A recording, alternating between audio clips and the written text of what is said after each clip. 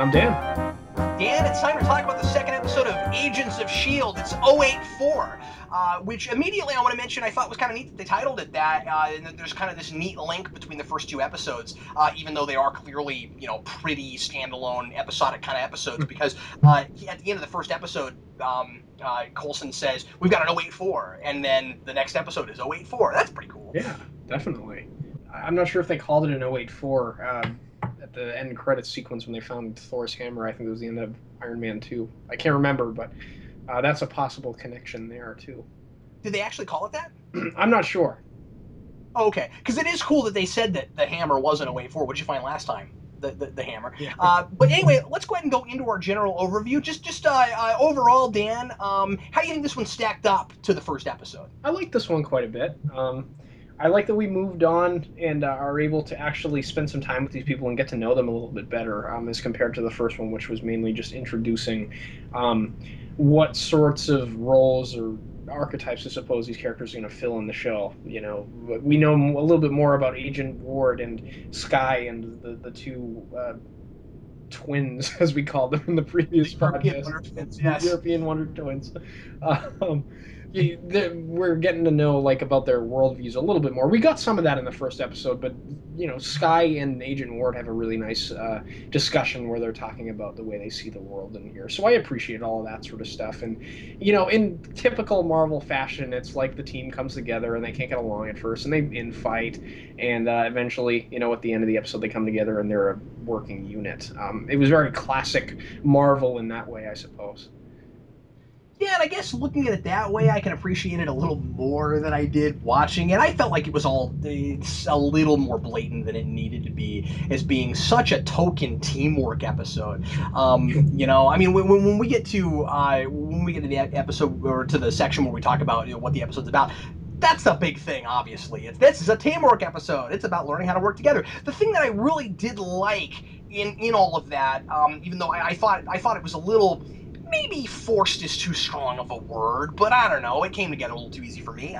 But I did really appreciate the thing with Ward and with Sky, and the contrast and comparison between them, because you get a little bit of a change with him through her, where you get the very clear cut and dry. He is not a team player, and that's what she's all about. She's about being a piece of the puzzle, or finding pieces of a puzzle and solving it, and he's about being the end. He's about I go in and I solve all the problems by myself, and that's how I was trained. And he's the Michael Jordan in his mind of Shield. And so what I really like is that when you get to the end of it, not only has he had a little bit of a change there, which you expect will happen.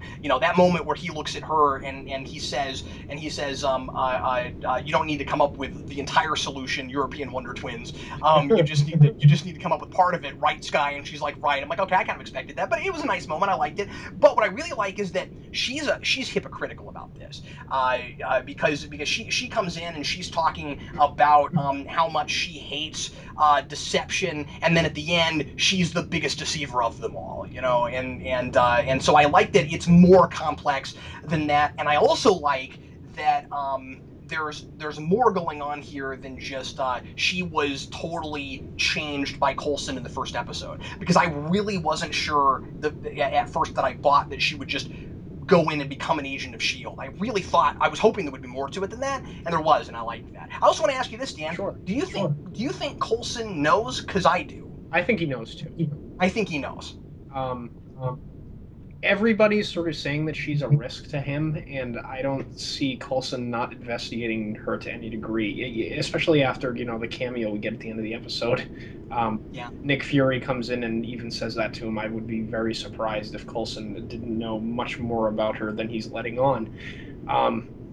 Yeah, so I'm with you on that. That's a prediction that we can make, I suppose.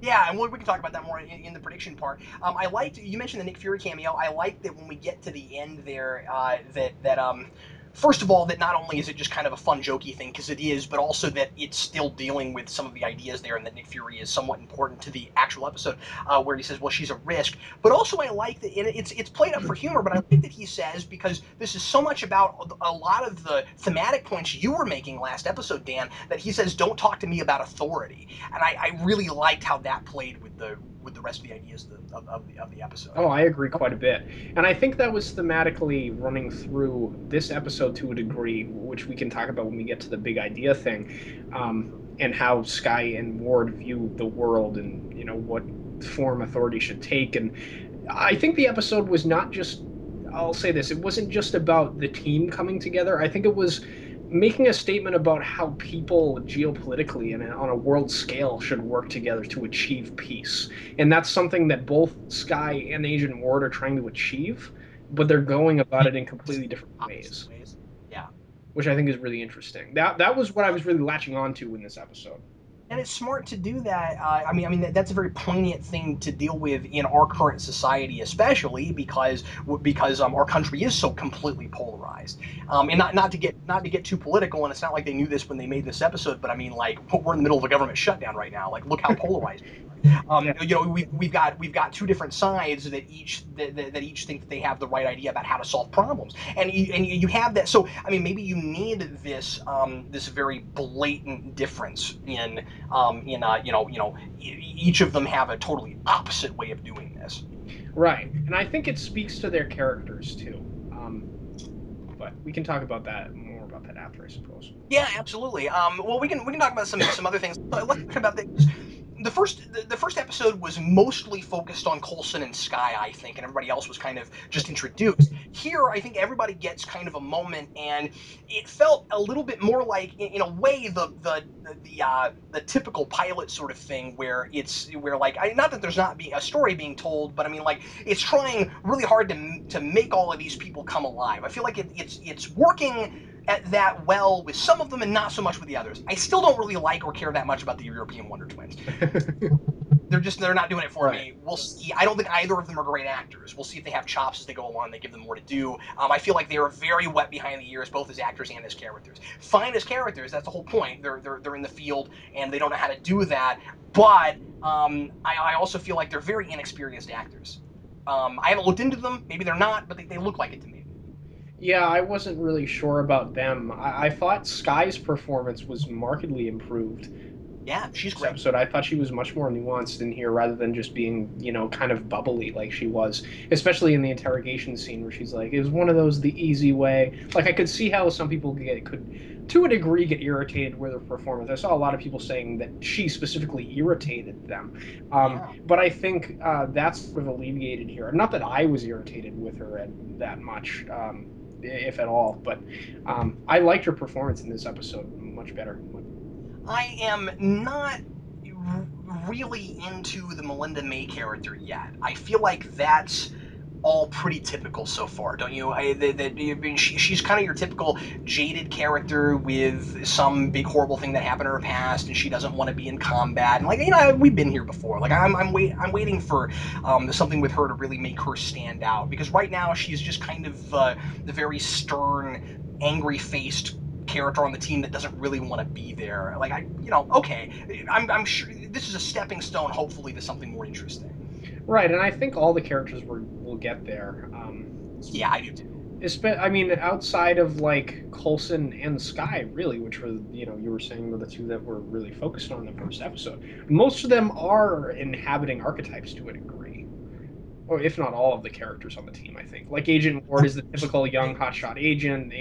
Melinda May's the jaded one, like you said, the Wonder Twins. I guess that name's gonna stick. We're just gonna keep calling them that.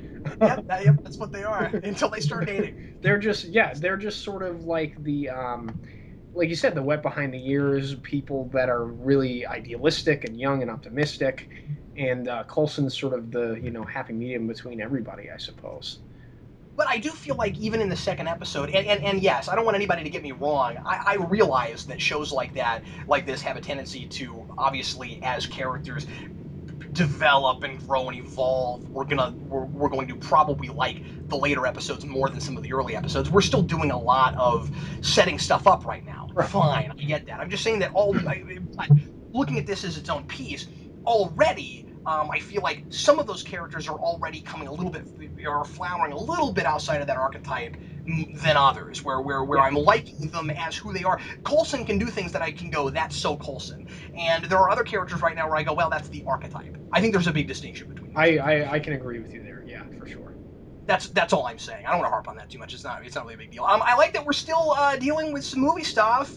It's fun that the artifact that they go find is a Captain America and Hydra thing. Yes. And I like that, when they say we got to go find this 084, I didn't want it to be something that was unrelated to anything we'd ever heard of before. I was hoping it would still be grounded in Marvel stuff. Yeah, and my prediction to a degree came true.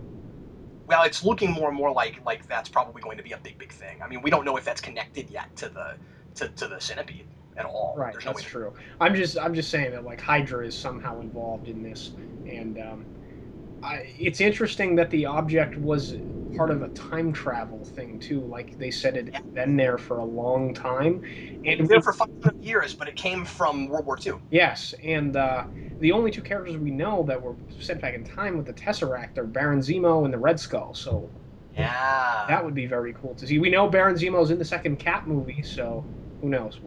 So yeah, what we've got to wonder is, are they setting things up at all for an ongoing story with those things, or are they going to be completely isolated incidents? Right, I'm not sure, but Because I think right now it could go either way. it definitely could.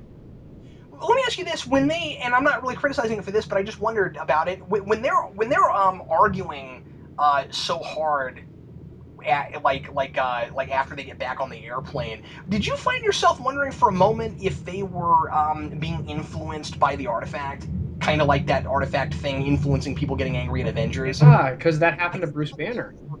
Yeah, and it's not the same technology, but it's still a tesseract. It's still powered by evil, as Coulson says. And so I wondered at that, because right then I was thinking, okay, I get why Ward is angry with Sky because he just doesn't like her, but like, why is he freaking out so hard on the European Wonder Twins? I didn't really get that. Like, it seemed to come out of nowhere. So I'm wondering about that. I don't know if there's anything there, but I mean, the only thing I can possibly think of is like, when you care about someone and they get into danger and they almost do something that could potentially endanger their lives and you end up saving them, so you get kind of angry at them initially, like, why would you ever do that?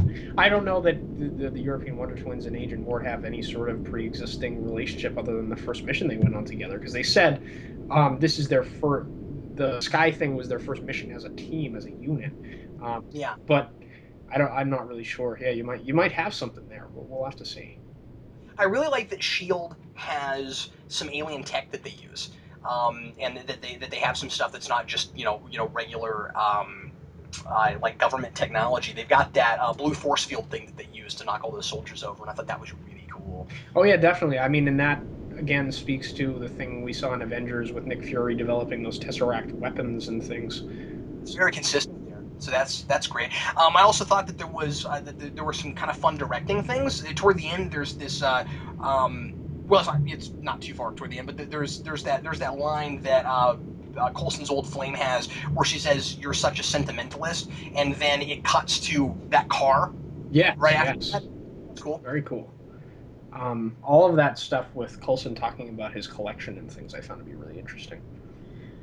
The But before we move on to our categories, the biggest complaint I have, Dan, right now, is that this show doesn't have a regular opening title sequence and theme song. I really don't like Yeah, I that. missed that. I wish it had. I wish it had a titles. And I get that we don't do that so much now, but this is that kind of show, man. It's a family drama. It's a spy show. I can't get my mind around a spy thriller regular TV show without an opening Yeah, that intro. would be great.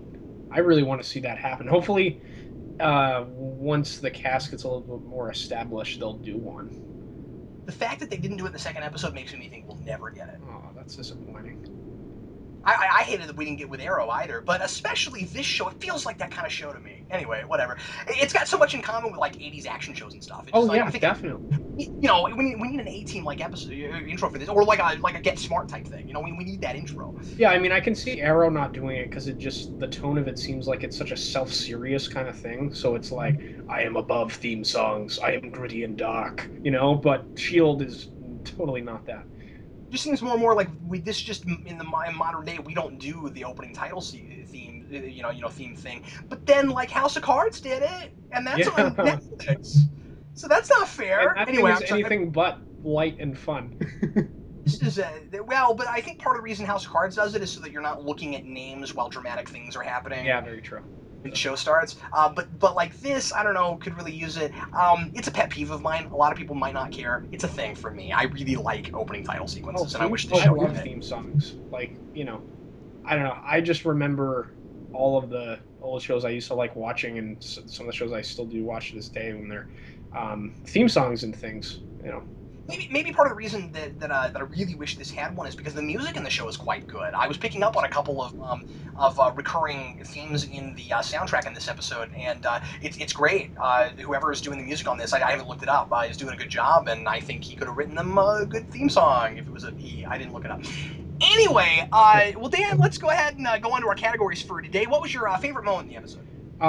It was kind of a tie between the conversation we had talked about earlier with Sky and Ward and the Nick Fury cameo, just because Samuel L. Jackson yelling is just the best thing ever. Like, whenever that guy gets to yell at people, I am happy. So it doesn't bother you that Nick Fury is just Samuel L. Jackson in the Marvel Universe? I mean, like, not really, because if you cast Samuel L. Jackson You're and getting not sick. have him yell at people like, George Lucas made him do in the prequels where he was just stoic and bored the whole time, He could have been there's no anybody. point in casting that guy. So, Mace Windu could have been played by Dan Torrey. I've always said that. yeah, I mean, I can be stoic and boring. Yeah. No, no, Dan, you'd be a natural at that. I'm just kidding.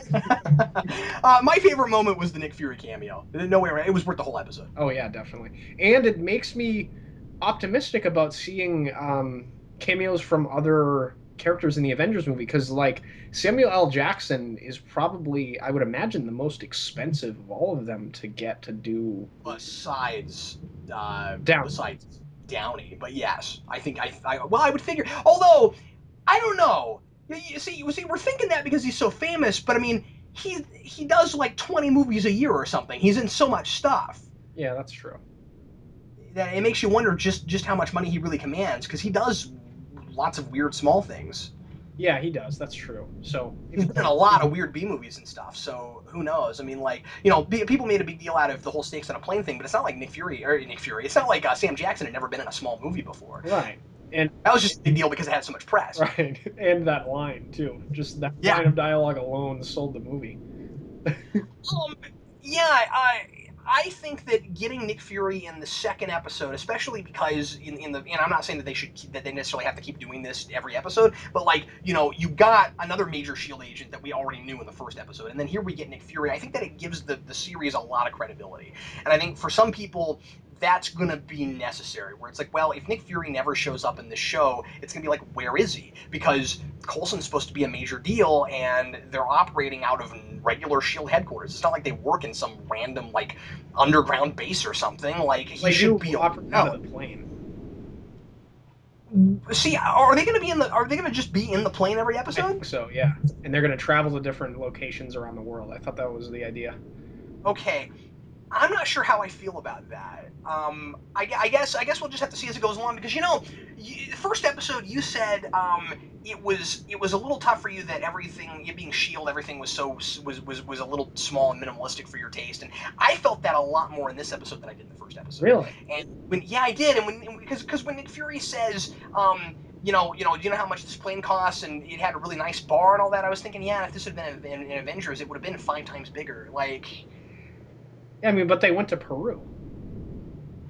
what do you mean? Like the scale of the show isn't necessarily small, you know what I mean? Like they're gonna travel around the world and go to different exotic locations like a Well, that's great. Yeah, and I like that, but I'm just, yeah. So the scale of the show, they go places. I know that's what you really Yeah, wanted. I'm yeah. just like, I'm looking at this airplane and it's like, if that's our standing set, that is very small.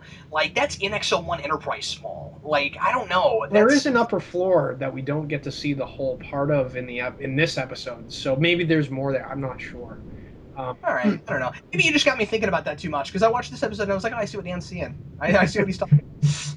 yeah, I mean, I would have liked the show to, be in the helicarrier. Idealistically, that would be awesome.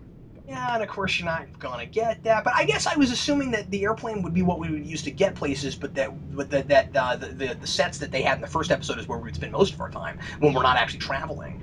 I mean, they'll probably go back there from time to time, but I think the idea and the premise of the show is them traveling around the world, which, I mean, I think would be pretty cool.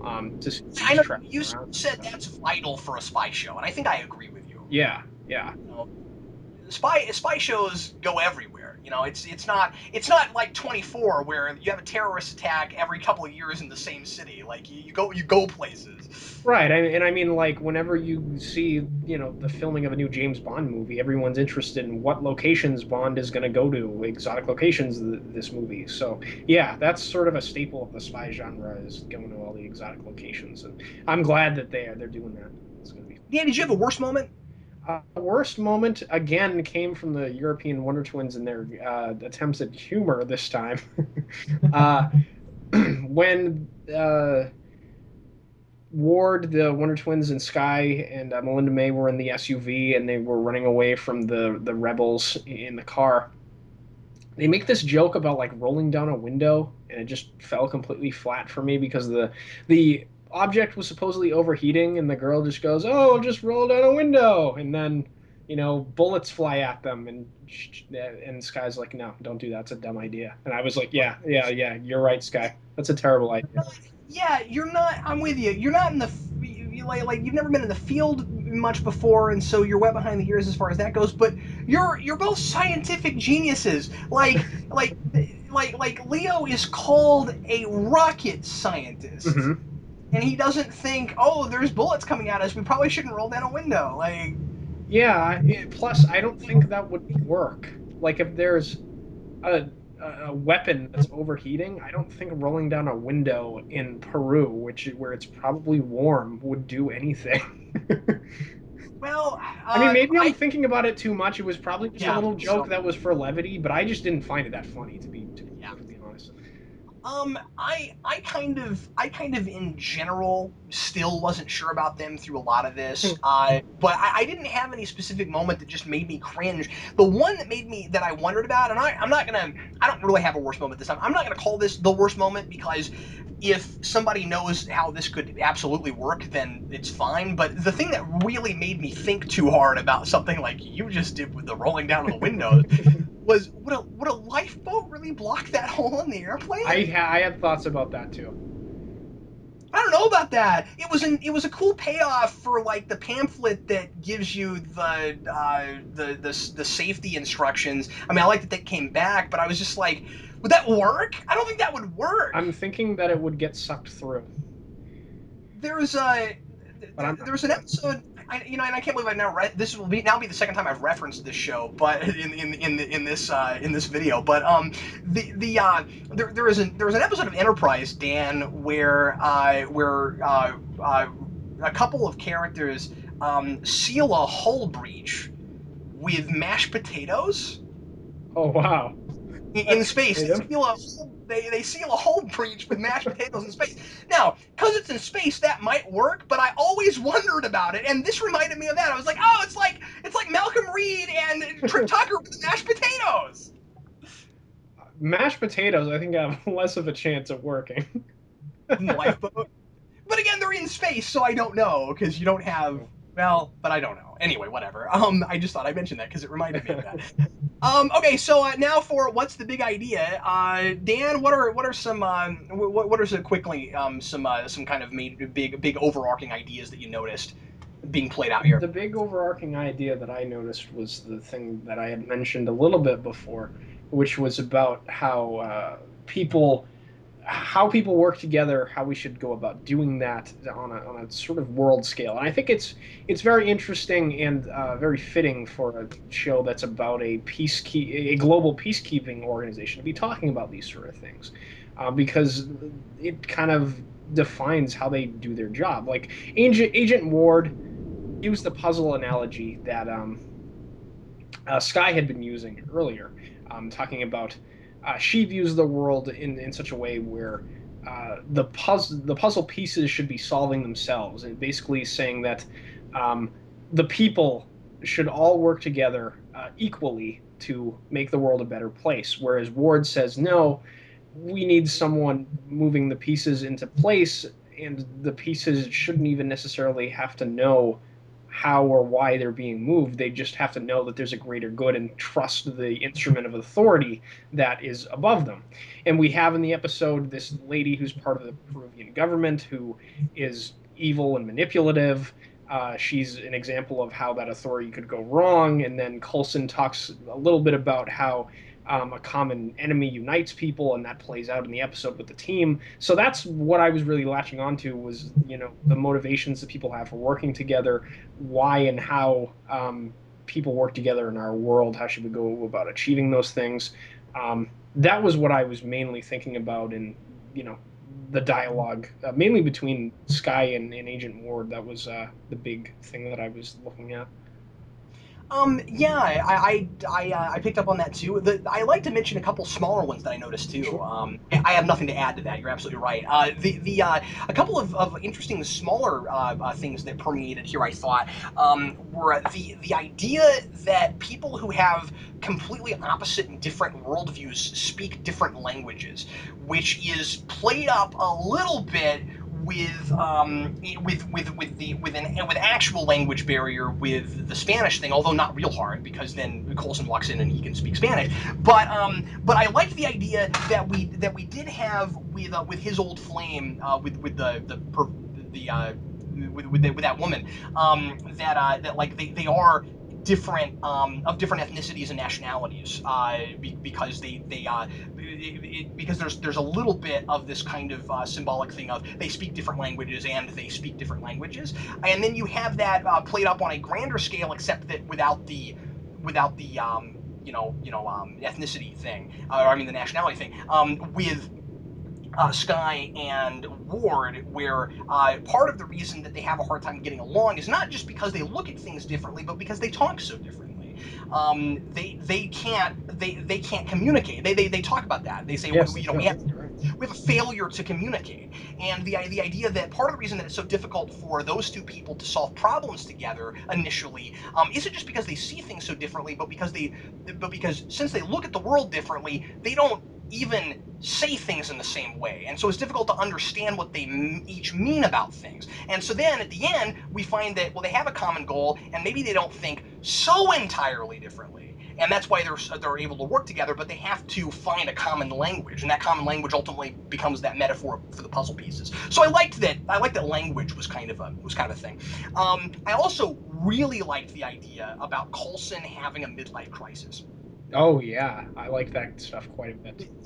This idea that with him coming back from the dead, he's like overcompensating for everything, and that he's like he's living out his ideal life on this grand scale. And she says, you're making it so obvious. You have your car, and you have your renewed idealism that you wear on your sleeve, and you didn't used to be like that, and all those sorts of things. And we'll talk a little bit later about Coulson and his coming back from the dead whole thing, because there's a lot to discuss there with predictions and things. Okay. But anyway, I liked the idea of, this isn't really a theme, but I like the idea of using the metaphor of the midlife crisis, because that's not exactly what it is. But I think it's cool that the show is coming out and saying that he is not the extreme personality he's pretending to be. There's more dimension to this character. He's deeper than Right. this. I love that. That was probably my favorite idea in the episode. Yeah, I liked all of that stuff too, especially going into his room where he has all of this sort of historical trophies, similar to the trading cards that he had in the Avengers, and just Yeah. him talking about the various objects and talking about like the first spy watch that was invented. He was like, there was an elegance to things back then, and how he's just living in the past to a degree. Um, that idealism that he has, it's interesting. He's the sort of idealist that I sort of identify the most with in this show because he's just so optimistic and he's a medium between everybody. But then you look at him and you say, well, he's sort of living in the past. Is that optimism not warranted because of the world we live in today? And maybe he's just living in a world where that idealism was possible, but the time for it is past, and we need to embrace the sorts of ways of looking at things that Ward and Sky are talking about because they're newer and younger, and they understand the world they live in a little bit more rather than that Yeah, sort of if thing. It's an interesting juxtaposition, I think. yeah, if given the past, if given, I'm sorry, if given the opportunity, would he just transport to the past and live there, or does he, or does he actually believe in progress? Yeah. Does is this a character who is trying to shape the world into something better, or shape the world into where he wishes he was, which is back in the 40s? Right, exactly.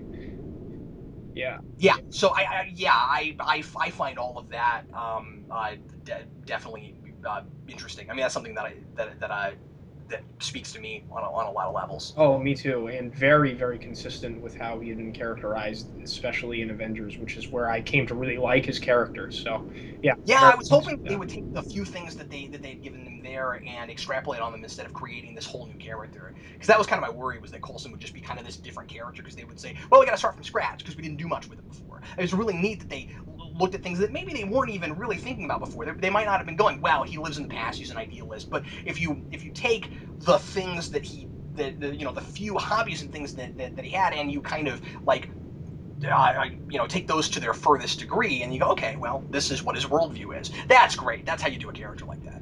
Yeah, and I mean, it sort of makes me think about that line from that exchange from Skyfall that James Bond has with the new Q the first time he meets him, where they're talking about the old ways versus the new ways and how age is, the past is no guarantee that it's going to work, and youth is no guarantee of innovation. And it'll be interesting to see those sorts of ideas play out with these sets of characters, I suppose.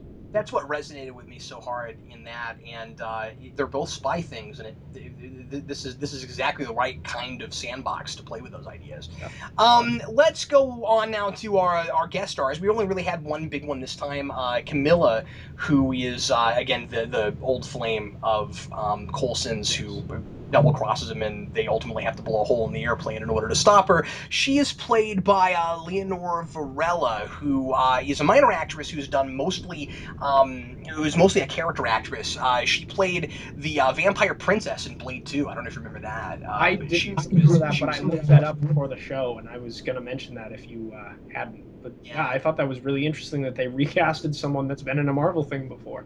Yeah, that's interesting. And the only thing she's really ever starred in was that 1997 Cleopatra TV movie, which I saw when it was on. Was it good? Uh, I don't remember. I remember watching it, but I don't remember if it was any good or not.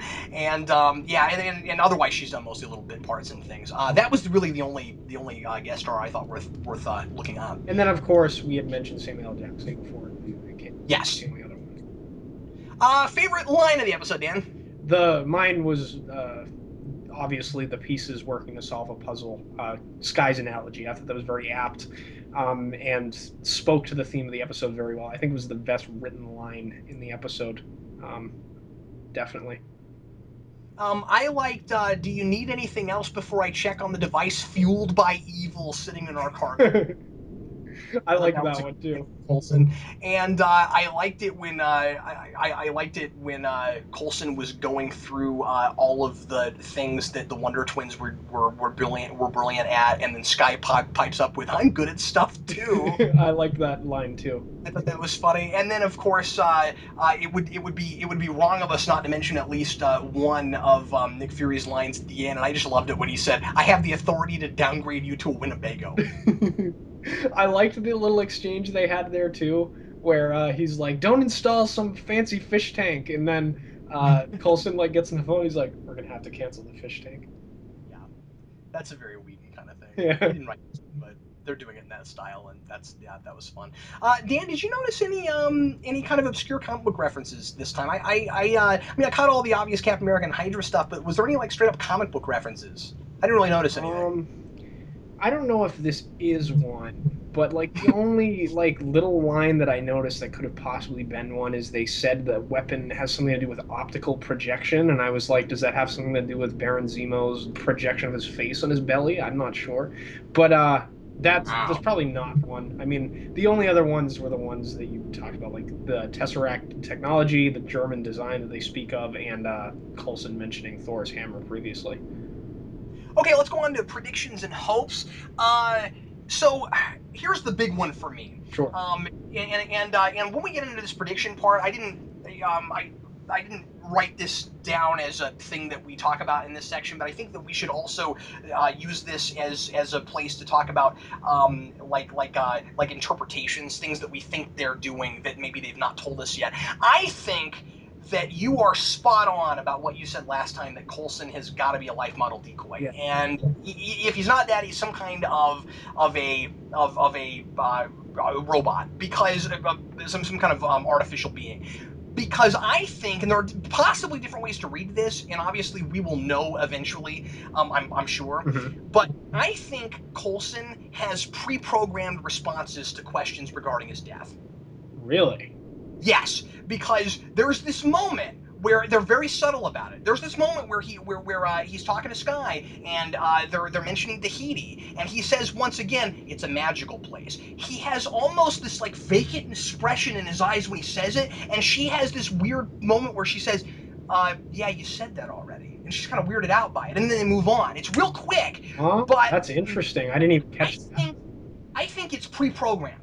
I think I think that he's a real character. Like, I think he's able to grow and evolve, and I think that whenever he experiences an emotion, it's genuine. But I think that he has, if not pre-programmed responses, he has memories of things that didn't happen. I don't think he was ever into Tahiti.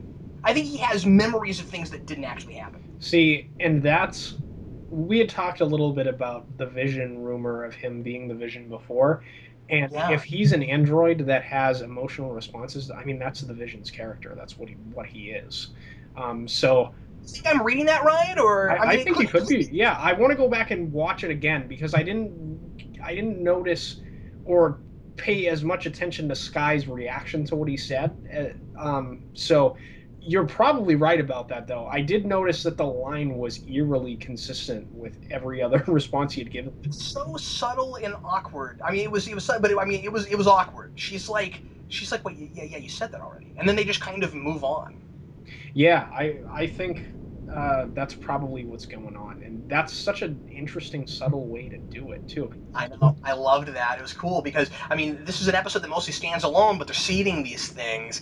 Okay, do you have anything you want to bring up? The only other prediction or hope that I had was something I'd mentioned before, either Baron Zemo or Red Skull being involved in this plot to any degree. Um, I don't think we'd get Hugo Weaving on this television show because He doesn't even want to play he that doesn't even character. want to play that character in the movies. So I think that's a Wait, pretty it's a good solid time to prediction. recast it. They could recast it, yeah, especially since he's a character that wears a mask all the time.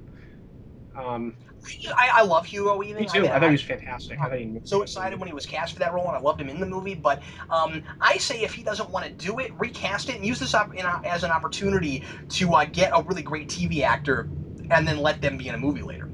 That would be awesome. So yeah, either having Baron Zemo or Red Skull being involved would be very cool. Okay, do you think that do we think that Coulson knows what Sky is doing when we get the thing at the end where she is still communicating with the rising tide? I think he knows. What do you think? I think he knows, and I like that Sky is conflicted about it at the end of the episode because we get that coming right after she has sort of come into her own with this team and finding a place among them, and maybe is friends with some of them, and Yeah. there's a little bit of romantic tension between her and Agent Ward now. So Yeah, and I'm liking that. I think they could work as a I couple. think so too. So that all of that is very interesting, and it'll be even more interesting to see if Coulson does know what is his reasoning for allowing her to continue to communicate with Rising Tide with no restrictions or anything. I mean, the only thing I can think of off the top of my head would be like he's like tracking her communication back to wherever it's going because she's I communicating with someone in the Rising Tide, but we don't know who it is. I don't buy that you can have a cell phone aboard a Shield plane and they're not monitoring everything you send back and Right, forth. exactly. I I mean, don't it buy that. says on her cell phone, to be fair, that it's encrypted. If she goes into a program, that it's encrypted, but you know, how safe of an encryption that is with Shield, who knows? Something to keep in mind, of course, is that if he knows, he's hiding it from his superiors, which is weird. Yes, it is. I think, right? Because I mean, like Nick Fury says, she could be a liability. He questions her even being there, which means if he knows, Nick Fury's not in on this. Right, very true. And neither is anybody else because everybody, remember, but this is an important moment too. Remember early on when Ward and the twins and everybody are giving him all of these problems that they have with her and how they're afraid that she could find out secrets she shouldn't know and get it back to the Rising Tide. And then he's like, well, give me something I haven't considered. And I'm like, I don't know, man. I think that's foreshadowing that he has anticipated this. That's a very good point. I think so too. So why is he going around Nick Fury on something so minor? Yeah, exactly. You can't tell me that this is such a big deal. This girl was operating out of a van. How is this such a big deal that he can't tell Nick Fury about it? Well, the thing is, too, you got to remember when I was thinking about this too, when they were talking about all of that stuff. Sky has an ambiguous past we don't know about. She said that she erased her identity. So maybe she's someone important that she doesn't know. Coulson knows who she is, and he's allowing her to be there to keep her in check or to sort of get closer to whoever she was associated with in her past. I mean, who knows? She could have been Lady Hydra in the past. Who knows? Wow, I don't think they'll go there, I but don't think they maybe. will either because I don't think she has enough of a presence to play Lady Hydra, to be honest. But Lady Hydra has to be pretty evil. Well, and I want her to. I don't necessarily. I'm not saying that this couldn't work, but I don't think just on the surface of it now, with what I've seen of her, that I really want her to be anything other than this young, naive girl that learns that the world is more complicated than she thought it Right. was. I That think seems to be that's what where they're she's there going with for, and it. Yeah. I want that to be her character arc because I'm invested in that so far. Oh yeah, definitely. I think the possibility of her being like, some supervillain in her past is pretty slim, especially since she was operating out of her van. I mean, even if you're a former supervillain, you got to get a better deal than that, right? I also thought, by the way, speaking of the van thing, this has nothing to do with anything, Sure. but I like that they. I saw that, especially when I saw it a second time, as kind of cool foreshadowing that there was more going on with her than just her working with Shield and trying to become a Shield agent because she is so intensely worried about what's going to happen to her van at the beginning, and Right. this isn't the end for her. She's planning on infiltrating Shield and then getting out of this and going back to her old life, and that's foreshadowing of that. Yeah, she And says it's also, her home, and she even takes that little hula girl doll with her onto the plane. And there's a scene where she's in her room and she's sort of like reminiscing about her van, oddly enough, on yeah. this posh Shield plane, which is interesting. So yeah, I think they're setting up that last scene for us there. Okay, well, let's go ahead and go on to trivia then. That's the end of our discussion on this episode. And Dan, the first thing we want to do with the trivia here is give everybody the answers to last time. So, what was your question from last time? What was the answer to it? My question last time was after Nick Fury's initial series that he first appeared in was canceled, Sergeant Fury and his Howling Commandos. Howling Commandos. Yes, which series did he share with what Marvel character? And the answer is Strange Tales, of course, with Doctor Strange. Yeah, and if you know Dan, you could have known, you could have figured out the answer to that without even. My question was two Avengers were mentioned by name last episode. A lot of them are mentioned offhandedly, but two of them are mentioned by name. And what are the two? And the answer was, of course, Thor and Black Widow, specifically called Romanoff. That mention of nobody's gotten a score like that since Romanoff.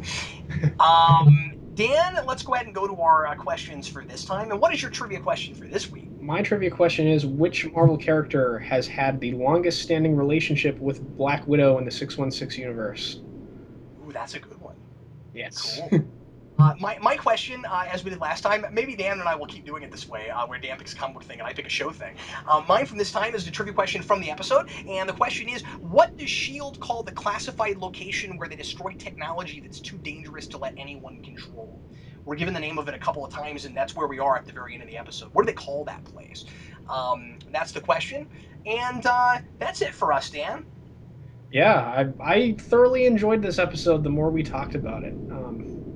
Yeah, me too. I gotta be honest with you. I was a little down on it the first time I watched it. I'm glad I watched it a second time because I think I enjoyed it a little more and I saw some more stuff in it. There's some little things that kind of irritated me, but overall it was fine. Yeah, I was just really happy that we got to go to an exotic location and knew the characters a little bit better. And highly anticipating next week's show. I can't wait to see where they go with all this stuff. It's gonna be cool. Well, everybody, thanks as always for listening. We sure appreciate it. And as I've been plugging, Eric and I are going to be doing Arrow discussions starting next week. That begins on the 9th, or next week or the week after. And I don't know if we're going to have a regular day for that show. When Eric and I can get together is a little more sporadic and erratic than when me and Dan can get together. But we'll have S.H.I.E.L.D. discussions every Friday after a new episode, and we'll have Arrow discussions hopefully shortly thereafter. I imagine it won't be before Arrow. It'll probably be Saturday or Sunday. But anyway, until next week, feel free to again put the answers to our trivia questions in the comments. And in the meantime, we'll see you next time. Captain Logan. I'm Dan.